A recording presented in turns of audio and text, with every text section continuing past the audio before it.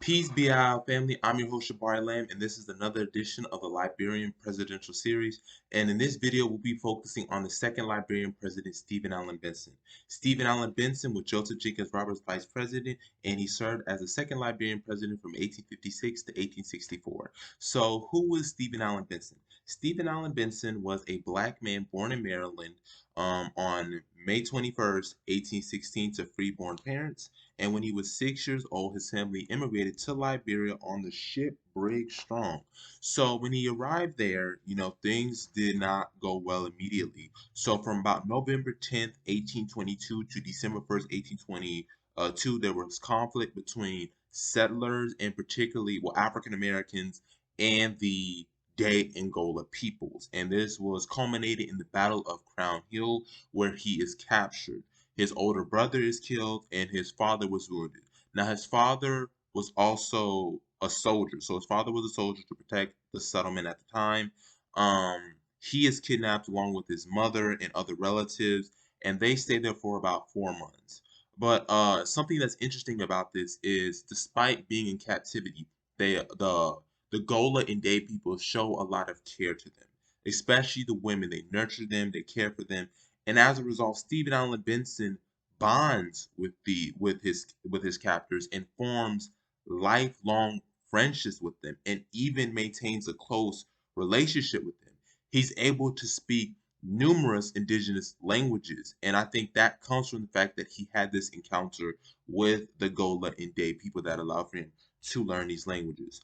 So after he is released, this is negotiated on part by King Sao of the of the Mandingo people, excuse me, and it was a British Royal Naval officer, whose last name is Lang, and he's from Sierra Leone. So he is able to negotiate these peace agreements, and Stephen Allen Benson is able to return. So after Stephen Allen Benson is freed, he continues to go work with his father, and his father is able to build for the next 2 years the biggest house in the colony at this time.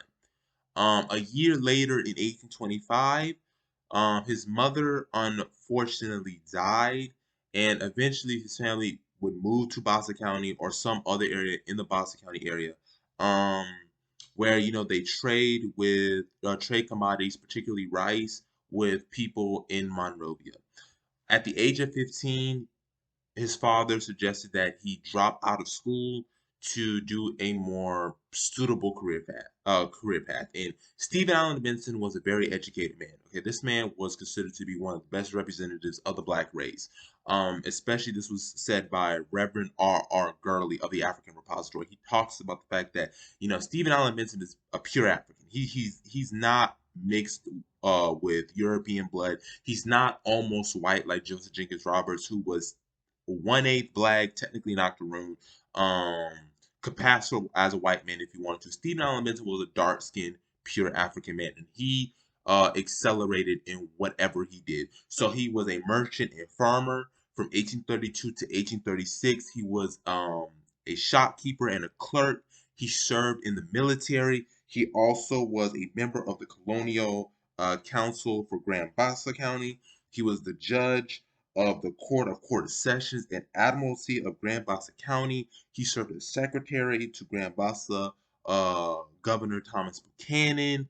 He was also a preacher who was part of the Methodist Episcopal Church. Like I said before, he served as vice president, the last vice president under Joseph Jenkins Roberts from 1854 to 1856. And then he reaches to the very top and he serves as president, the second one from 1856 to 1864, similar to Roberts, winning 4 2-year terms. So under his presidency, there are three factors that we need to focus on. The first one is the economy. The second one is the Republic of Maryland, and Maryland being annexed to become Maryland County today. And we have to do with recognition of Liberia from the United States.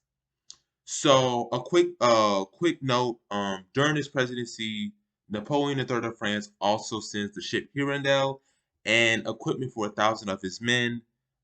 This was from Napoleon III. And this is going to be important because military spending does increase during this time to deal with what's going on in Maryland County.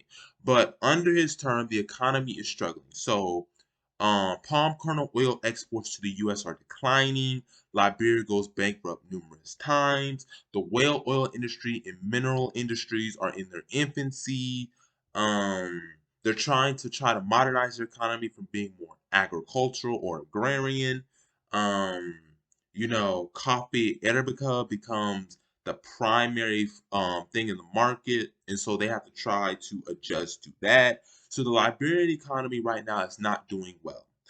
Now, as it pertains to the second portion of it, which was dealing with the revolts that were going around Cape Palmas and the Cavallas, Stephen Allen Benson sends the military over there to put down those wars that were happening to the people in Maryland, the Republic of Maryland. So remember, the Republic of Maryland is 2 years, 2 to 3 years at this time. They declared independence in 1854, but right now they're struggling because they only have really about 1,000 people. They're not able to maintain themselves. And so Stephen Allen Benson sends the military in to intervene to stop this.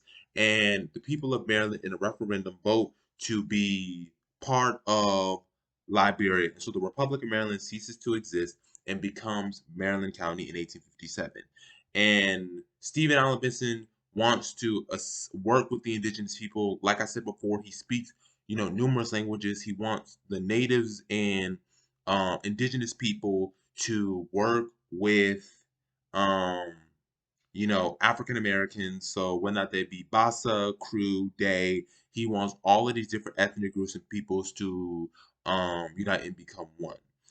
This was also the time where Abraham Lincoln recognizes Liberia February 5th, 1862. Along with Haiti, this was the year before the Emancipation Proclamation happened, and this was also during the Liberian Civil War. So those are the three things that you need to keep aware about Stephen Allen Benson. So Stephen Allen Benson, after he finishes his term, he goes to work on his farm in Grand Bassa, and he dies on January 24th, 1865. And he's buried on his farm. So this is the legacy that Stephen Allen Benson gave. He's the second president of Liberia. He's from Maryland. So if you're from the state of Maryland, this is somebody you can look up to along with Harriet Tubman. He was for Black self-determination, was a Black nationalist, and he wanted to represent Black people in an appropriate way and the best way to show our full capabilities. So BAIO family, I wanted to give you this information to all my Liberian brothers and sisters. I hope you learned something. Let me know what you guys think. Please like, share, and subscribe. Comment below on what you think. Engage with us. All right, BL family. Make sure also, if you are new to this YouTube channel, to sign up to the website at BAIO Afrikstan.org/register. All right, fam. Peace.